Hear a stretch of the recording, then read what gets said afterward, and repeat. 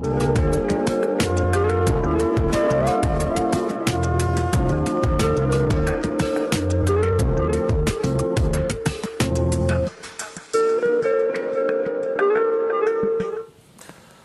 Messieurs, bonjour. Merci de suivre l'émission Point de vue de ce dimanche 15 janvier 2017. Il est des moments qui mobilisent tout un pays autour de l'idéal commun que constitue l'unité nationale. Eh bien, c'est le cas de la Coupe d'Afrique des Nations qui a débuté au Gabon hier. Les Lions du Sénégal entrent en lice ce dimanche contre la Tunisie. Alors, c'est le moment donc de pousser ces Gaïdés pour la victoire finale, parce que c'est possible. Moustapha Cissé Lo est notre invité. Il est le deuxième vice-président de l'Assemblée nationale. Et depuis presque un an, il préside le Parlement de la CEDEAO, la communauté des États de l'Afrique de l'Ouest. Alors, c'est un profil bien en phase avec les actualités nationales et sous-régionales. Président Moustapha Cissé Lo, bonjour. Bonjour. Vous avez aussi certainement un message à lancer à l'entame de cette CAN. Merci. Permettez-moi tout d'abord de saluer les téléspectateurs et de leur souhaiter bonne et heureuse année, parce que je pense que c'est la première émission Point de vue de l'année 2017. Donc, je dois souhaiter une bonne et heureuse année au peuple sénégalais et les étrangers qui vivent parmi nous. Aujourd'hui, c'est un grand jour parce qu'il s'agit de l'entrée en lice de l'équipe nationale du Sénégal pour les phases finales de la Coupe d'Afrique des Nations. Ce qui constitue un temps fort, parce qu'il n'est pas donné à une nation d'être présente à ces joutes en phase finale de Coupe d'Afrique. Donc le Sénégal a eu la chance d'être admise à cette grande manifestation de la jeunesse africaine et mondiale. Donc le message que je dois lancer, c'est un message de solidarité, de soutien, mais aussi de patience. Parce que le football aussi, c'est quelque chose de très difficile et tous les États maintenant jouent bien le football. Donc il faudrait faire très attention, mais se mobiliser autour de l'essentiel, supporter les Lions, être patient et laisser les techniciens faire leur boulot. Très bien. En tout cas, bonne chance aux Lions. De tout bas, vous avez fait le choix, il y a quelques mois, de construire une base politique à Dakar. Comment allez-vous réussir à bousculer, on peut le dire comme ça, la hiérarchie dans cette circonscription que constitue la région de Dakar? Merci. Il ne s'agit pas de bousculer ou de créer une nouvelle base. Moi, je suis en train de travailler à la massification de mon parti au Sénégal et dans la diaspora, parce que j'ai beaucoup de connaissances en tant qu'homme politique, parce que, comme vous le savez, j'ai 62 ans, donc presque à la retraite politique. Donc, il est inconcevable qu'on pense que Moustapha Cissé Lo vienne à Dakar pour construire une nouvelle base politique. Déjà, j'ai des sympathisants, des amis, des parents qui sont partout dans le monde et à Dakar. J'ai un domicile ici à Dakar. Si, par extraordinaire, j'ai opté de venir voter à Dakar, c'est parce que j'estime que ça mettrait à l'aise beaucoup de personnes, des hommes politiques qui pensent être toujours devant dans de telles circonstances. Donc je suis venu pour mettre à l'aise mon parti, pour mettre à l'aise le président de la République qui m'avait choisi à Mbacké pour conduire son parti. Aujourd'hui, vraiment, j'ai demandé à être un peu plus loin de ces questions politiques et de me consacrer à des actions de développement, des actions pour la communauté, parce que le président m'a engagé dans une voie qui n'est pas facile. Donc aujourd'hui à Dakar, je vais me solidariser avec ceux qui sont là pour qu'on puisse travailler en synergie pour donner une écrasante majorité au président de la République lors des élections législatives de 2017, mais aussi faire passer le président dès le premier tour en 2019. Donc les déclarations parues dans la presse récemment, ce n'était pas du sérieux, hein? Venir bousculer et... Oui, mais je pense que ce que j'ai dit, c'était lors d'une cérémonie officielle. C'était transmis en direct à la DTV. Il y avait la télévision sénégalaise et toutes les autres télévisions. Je ne pourrais pas parler de ces questions parce qu'il y a beaucoup quand même de choses qui ont été dites dans les journaux et vraiment ça ne s'est pas passé exactement comme ça. Mais je ne voudrais pas en tout cas m'appesantir sur cette question. Vous venez à Dakar, il s'agit de venir à Dakar pour renforcer le parti. J'ai beaucoup de sympathisants, j'ai beaucoup de fans club, comme on le dit. Je pense sérieusement que si le président Macky Sall pourrait me dire allez créer le Warwick comme l'avait fait Fada, en tout cas, ça va chauffer. Donc, j'ai beaucoup de sympathisants qui votent pour moi à Dakar, à Touba, dans la diaspora. Donc, à ces gens-là qui ont confiance en moi, je les mobilise pour le bien-être et pour la massification de mon parti, l'APR et la coalition Benno Bokk Yakaar. À Touba, vous êtes quand même toujours actif, on vous y voit souvent. C'est quoi? Vous mesurez l'enjeu dans cette... Vous savez que Touba, c'est ma base affective. Depuis que j'ai commencé la politique, en 87, je suis à Touba. Je suis élu 3 fois. Député dans cette circonscription, conseiller de la République, président de la Chambre de commerce, dont je détiens les rênes jusqu'à présent. Aujourd'hui, ce n'est même pas sérieux de penser que Moustapha Cissé Lo va laver les mains de Touba et de la région de Diourbel. J'ai une base affective là-bas. Il faudrait que je continue à travailler avec ces gens, à les aider, à les encadrer. Il y a des jeunes loups qui sont là-bas et qui croient que je dois être à leur côté pour les booster, pour qu'ils puissent être plus aguerris pour mener les combats futurs. Finalement, vous êtes sur 2 fronts, Dakar et un peu partout, et à Louga même. À Louga, à Thiès, partout où j'ai des parents, des sympathisants, et à Ziguinchor aussi. Ils m'entendent, j'ai beaucoup de sympathisants. Donc partout où je vois des gens qui veulent aider le président de la République, je suis partant pour accompagner les responsables politiques de Benno Bokk Yakaar qui sont là-bas. Parce que maintenant, moi, je ne parle plus de l'APR. Je parle de Benno Bokk Yakaar. D'ailleurs, j'ai envisagé de convoquer une grande réunion Benno Bokk Yakaar à Mbacké les prochains jours pour qu'on puisse discuter de la préparation des élections législatives. Parce que vous savez que c'est dans 2 mois ou 3 mois les investitures pour les législatives pour la 13e législature. Très bien. Alors, à Dakar, on y reste. Il y a évidemment, on le sait, le maire socialiste Khalifa Sall qui a sa coalition et ses ambitions aussi. Je ne sais pas si ça va se passer comme ça, mais on parle d'une autre coalition de l'opposition en vue des prochaines législatives. C'est dire que l'enjeu est important. Quel est le chemin que vous préconisez, vous, en tant que leader politique? Oui, moi je pense très sincèrement, et j'ai commencé à discuter avec les responsables de notre coalition pour voir la meilleure liste à mettre en place pour le département de Dakar, parce qu'il faut gagner Dakar impérativement pour la majorité. Donc nous devons travailler à avoir une coalition forte, dense, dynamique, agressive, pour gagner les élections à Dakar. Pour cela, j'ai dit déjà que pour arriver à cela, on ne parlera pas de parti politique comme on l'avait fait lors de la 12e législature. Il faudrait voir les meilleurs profils, les talents que nous avons dans Benno Bokk Yakaar et qui puissent défendre le département de Dakar, qui puissent avoir la confiance des populations de Dakar pour gagner les coalitions qui seront en face de nous.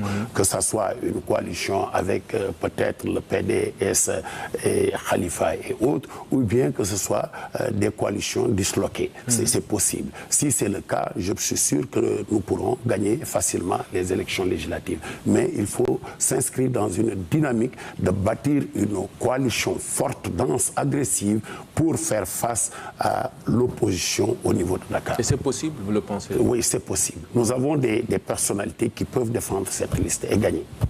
Oui. D'accord. Alors, parlant de Dakar et Khalifa Sall, cette actualité, on va l'évoquer, peut-être recueillir votre lecture. Que pensez-vous de cette affaire Bamba Fall et compagnie dont on parle aujourd'hui? Oui, mais c'est difficile en tant que démocrate, en tant que républicain, de parler d'un dossier pendant en justice. Aujourd'hui, il s'agit de vandalisme au niveau de la permanence du Parti socialiste.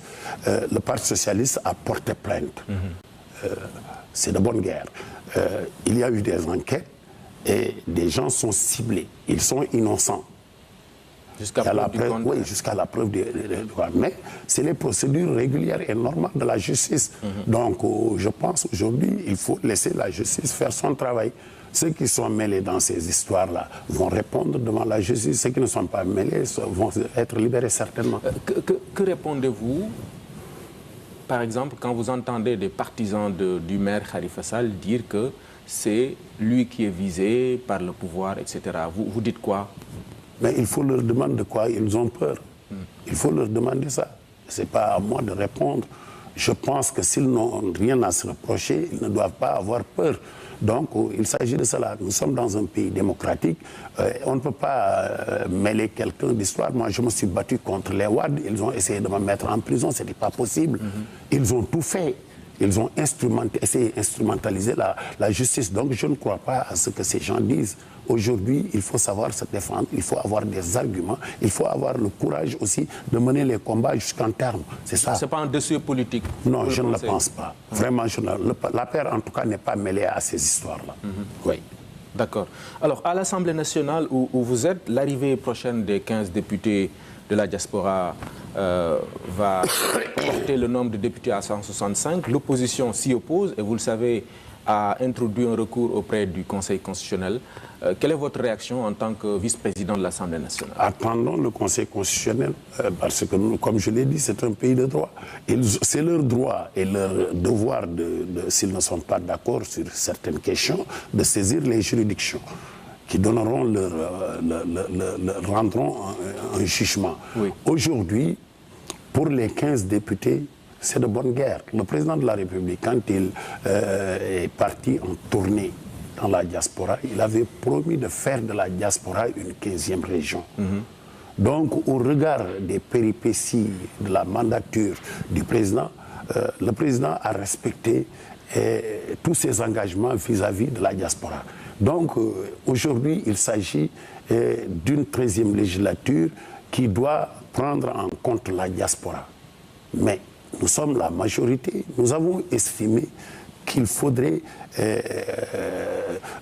faire de la diaspora un bloc, c'est-à-dire une circonscription électorale où des députés seront élus par la diaspora.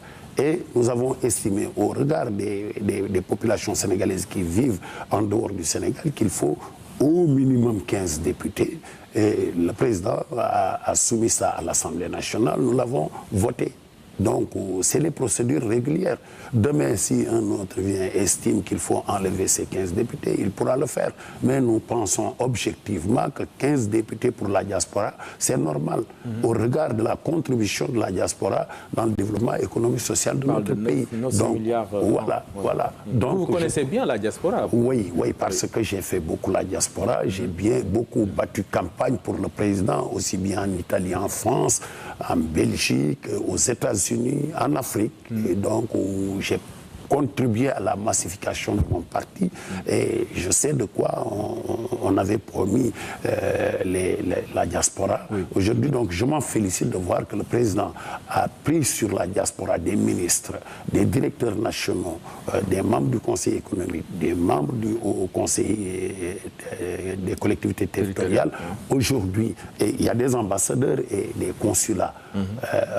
Ça n'a jamais été le cas avant le président Macky Sall. Personne n'a pensé dans le passé prendre ces gens et les mettre dans les institutions de la République. Oui. Aujourd'hui, donc, le président de la République a non seulement respecté ses engagements, mais il a donné une nouvelle lecture politique à la diaspora. Parce que c'est leur demander de venir contribuer au développement économique, social, culturel comme ils le font d'ailleurs. Oui, parce qu'au-delà de l'aspect sociologique, le nombre de Sénégalais qui se trouvent à l'extérieur, c'est la contribution de cette communauté dans le développement national. On l'a rappelé tout à l'heure, 900 milliards par année, c'est pas rien. Voilà, donc il faudrait leur donner une plus grande place pour qu'ils puissent contribuer plus efficacement dans le développement et défendre leurs intérêts. Donc ça, c'est des questions politiques qui ont été agitées à l'Assemblée nationale, mais comme nous sommes une majorité responsable, nous avons pris notre responsabilité d'engager ce débat et de prendre la bonne décision pour le bien-être des Sénégalais. D'accord. Alors, parlant justement de cette 12e législature en cours qui va bientôt se terminer, il y a des opinions qui n'ont pas été tendres avec vous. Certaines même vont jusqu'à dire que c'est la plus faible, la plus nulle de l'histoire parlementaire du Sénégal. Oui, moi, j'ai eu l'occasion de faire partie de la 9e législature. La 9e? Oui, comme député. Et la 12e. 12e. Oui, la 12e. Donc, je suis à la 3e législature. Mais même en 98, les opposants disaient que c'est la législature la plus nulle. Mais je sais que nous avons fait du bon travail pendant cette législature. Du très bon travail. Nous avons voté des lois, nous avons contribué à renforcer la bonne gouvernance. Donc, dans ce cadre, le contrôle parlementaire a été effectué selon les règles et les procédures dictées par la Constitution. Donc, je ne vois en rien pourquoi on veut dire que c'est la législature la plus nulle. Ça n'engage que ceux qui disent ça. Parce qu'il y a l'opposition, il y a le pouvoir. Et le débat est un débat très serein et un débat constructif. Des fois, on dit, oui, j'ai vu à l'Assemblée nationale, les gens se battent. Mais en France, j'ai vu en France, le Premier ministre a parlé, on dit, il ment. On ne le fait pas au Sénégal. Il faut que les gens arrêtent parce que... Même si parfois il y a quelques écarts entre députés. C'est normal, vous voulez dire que c'est normal? C'est très normal. Le Parlement, c'est une tribune politique. C'est une tribune politique. On n'a pas rassemblé des technocrates, des ingénieurs pour faire une réflexion. C'est des gens envoyés à l'Assemblée nationale par une base politique.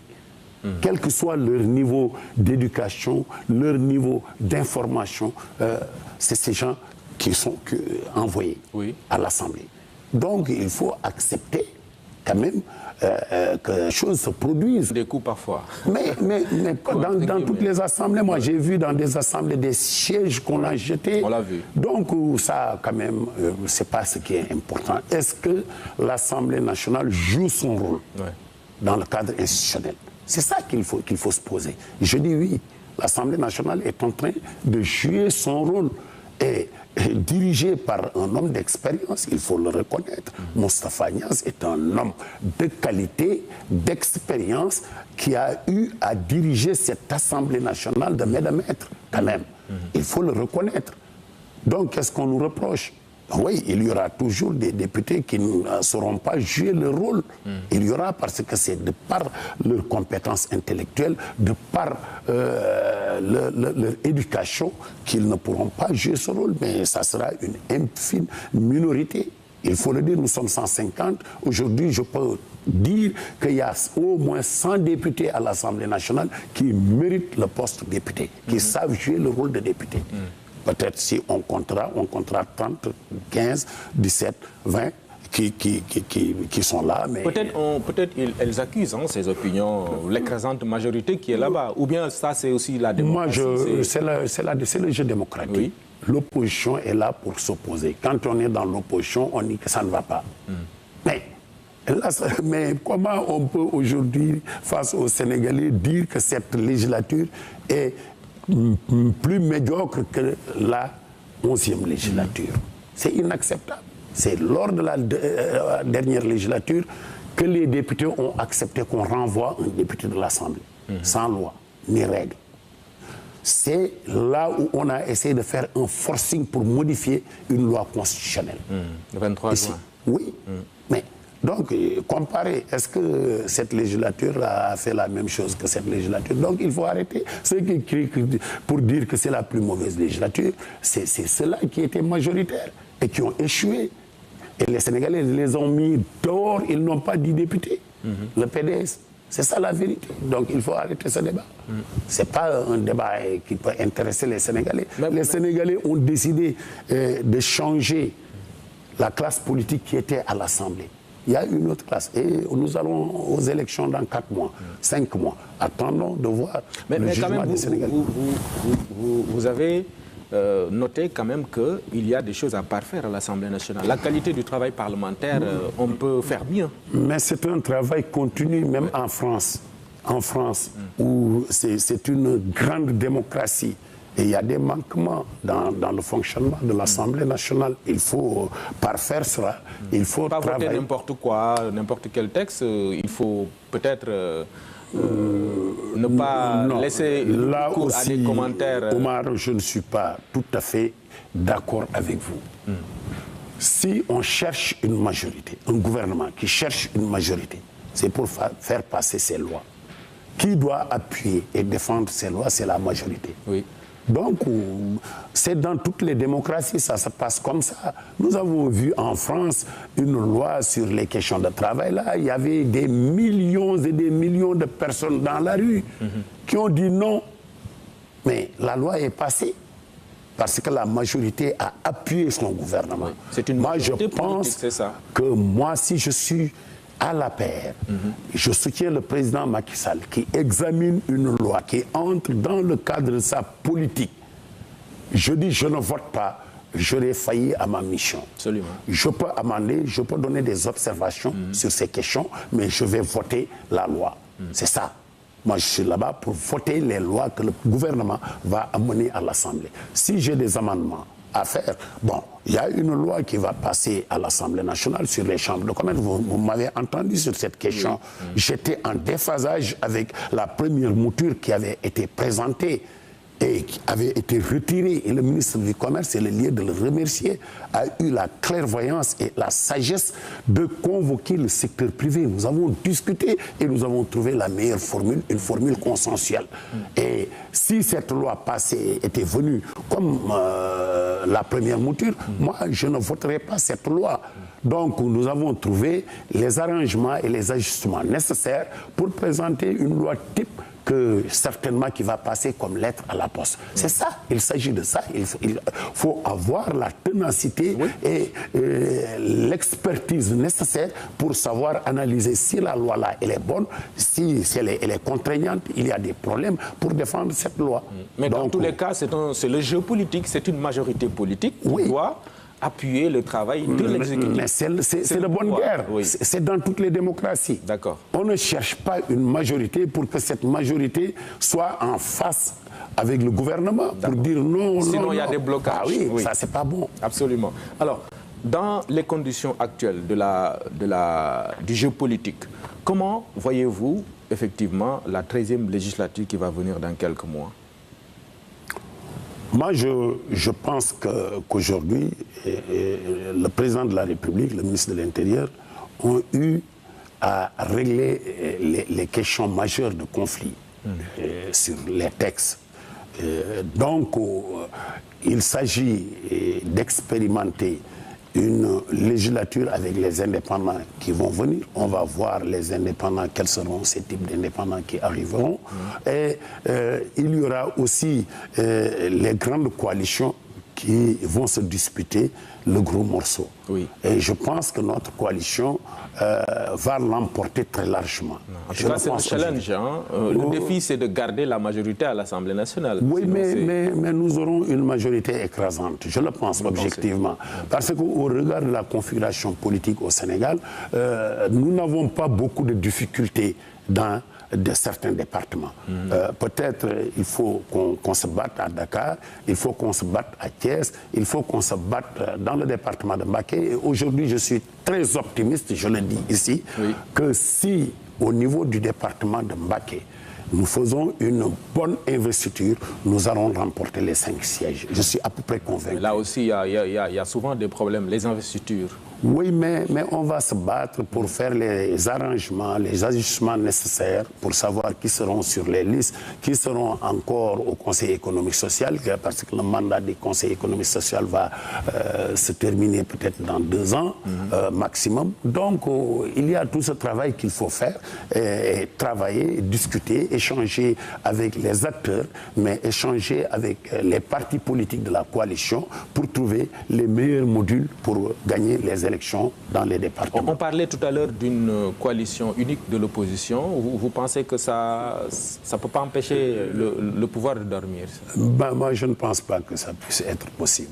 Vous ne le pensez pas? Objectivement, ce n'est pas possible. Pour les élections législatives, ils ne trouveront pas de terrain d'entente. Dysonique. Non, ça, vraiment, je ne peux pas m'appesantir sur ça parce que ce n'est pas possible. Donc, il y aura plusieurs listes de l'opposition. Donc, ça, c'est sûr. OK. Et ça va profiter au pouvoir. Oui, bien sûr, parce que c'est le Raougadou. D'accord. Parlons maintenant de l'institution que vous dirigez au plan sous-régional, le Parlement de la CEDEAO. C'est vrai qu'on n'en parle pas beaucoup, mais c'est une institution extrêmement importante.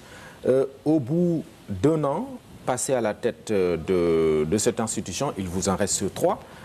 Quels sont les résultats qu'on peut retenir? Merci Omar. C'est le lieu de s'en féliciter parce que, comme vous le savez, le Parlement a 16 ans.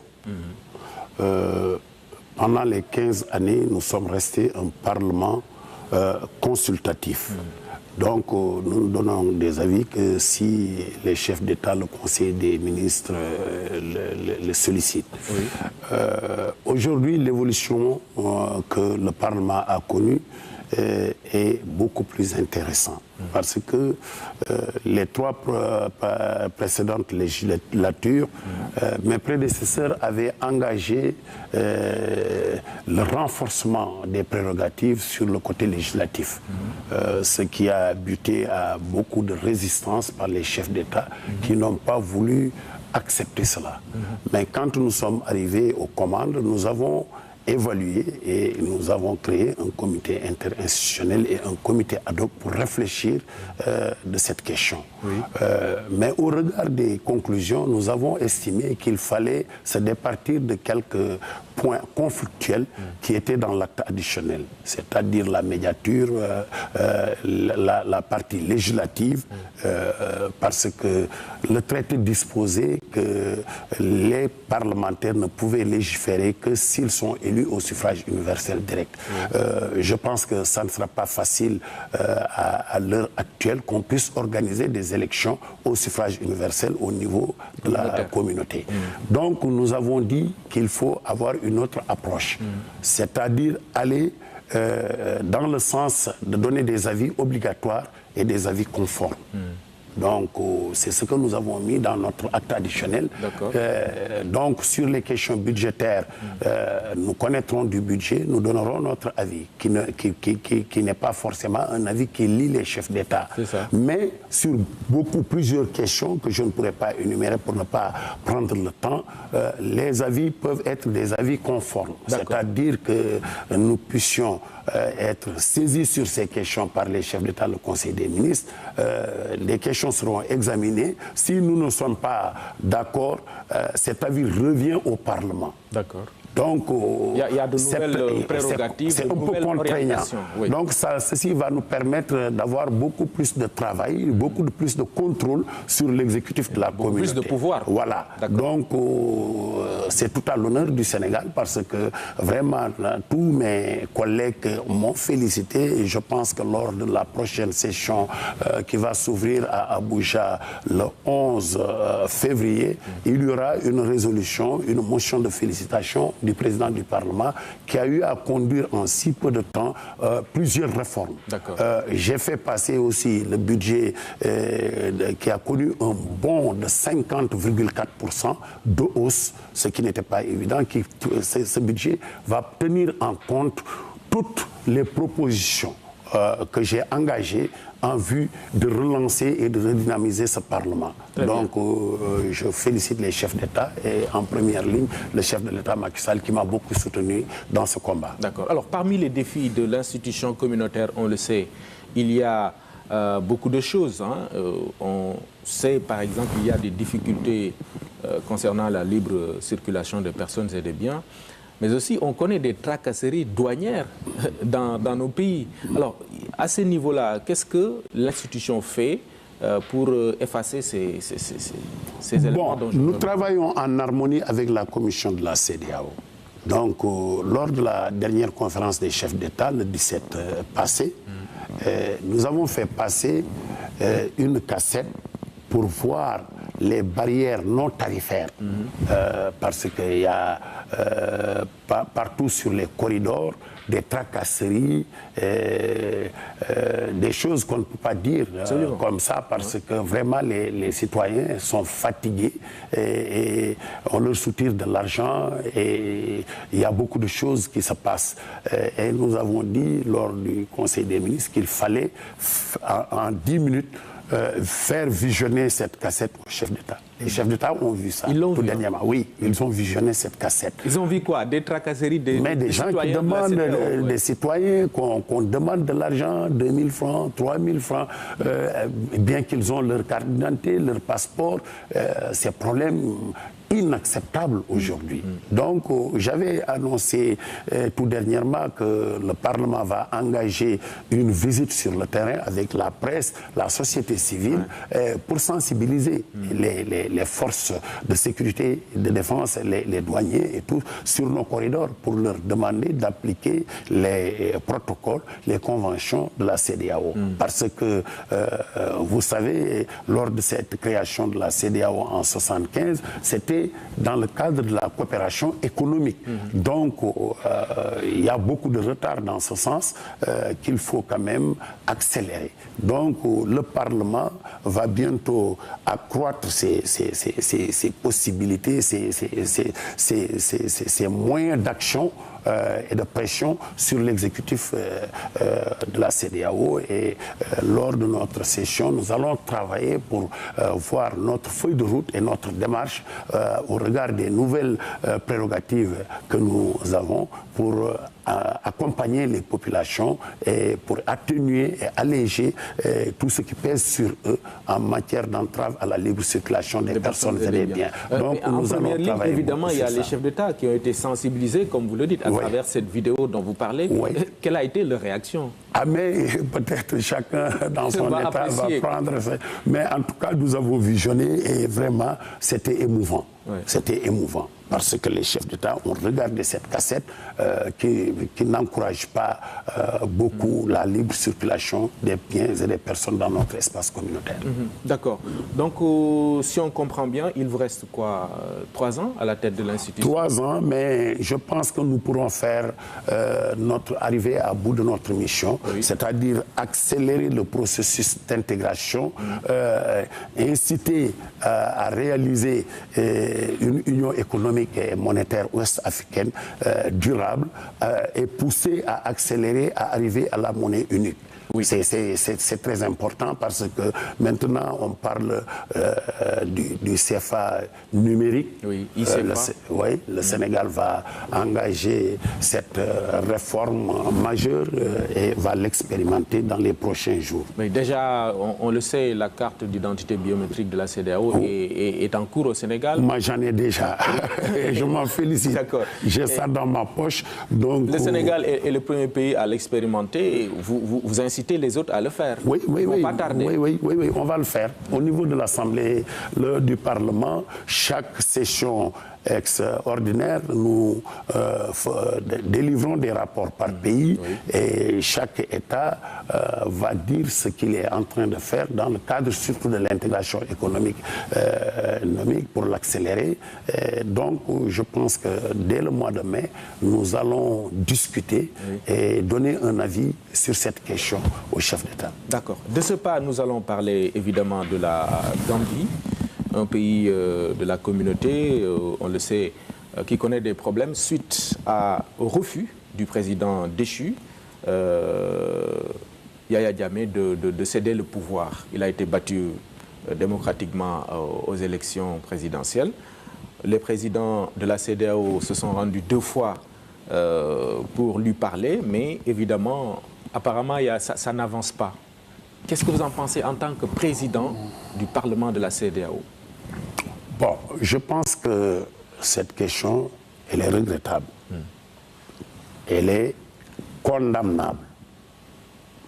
Parce qu'au XXIe siècle, un pays souverain, indépendant, qui signe des protocoles et des conventions liées à la bonne gouvernance, la démocratie, vraiment qui dirige un État pendant 22 ans, qui organise des élections battu, qui félicite son challenger et revient à la rescousse pour dire que je ne suis pas d'accord, je fais un recours, c'est inacceptable. Donc, je me campe sur la position de la CEDEAO. La CEDEAO a pris une décision claire. Quel que soit Alpha, Yaya Jammeh ne sera plus le président de la Gambie. C'est ça. Le 19 janvier, il faut que Yaya Jammeh quitte le pouvoir. Au-delà de la CEDEAO, d'ailleurs, il y a l'Union africaine, les Nations Unies. Mais la Gambie est partie intégrante de la CEDEAO. On ne peut pas bénéficier des fruits de la CEDEAO, des protections de la CEDEAO, de tout pour la CEDEAO. Aujourd'hui, vous violez délibérément les protocoles, les conventions de la CEDEAO. Ce n'est pas acceptable. Donc, Yaya Jammeh quittera le pouvoir le 19 et on verra le reste. Vous le pensez? Oui, je le pense. Il va quitter. Il va quitter. En tout cas, les chefs d'État se donnent encore quelques jours. Oui, mais il quittera parce que Adama Barrow sera investi de force président de la Gambie et sera reconnu par la communauté internationale et les Gambiens. C'est ça qui est important. Donc le reste, on va voir quel module mettre en place pour gérer ça. C'est une question à gérer. Oui, à gérer peut-être le sort du président Jammeh. Ça dépendra de son comportement. Oui, il faut lui laisser le temps de réfléchir. Déjà, on parle de pays comme le Nigeria qui souhaitent l'accueillir. Oui, mais s'il accepte, c'est de bonne guerre, s'il accepte de céder le pouvoir avant le 19, je pense qu'il y aura des concessions. Mais s'il n'accepte pas, il y aura autre chose. D'accord. Moustapha Cissé Lo, merci beaucoup. Merci, Omar. On arrive au terme de cet entretien. Ça a été un plaisir de vous avoir sur ce plateau. Merci, Omar. Mesdames, Messieurs, merci à vous aussi d'avoir suivi. Encore une fois, allez les Lions, allez le Sénégal pour une bonne participation à la CAN et pour la Coupe. C'est ce que tout le peuple souhaite, en tout cas. Bonne chance. Merci. Merci, Omar.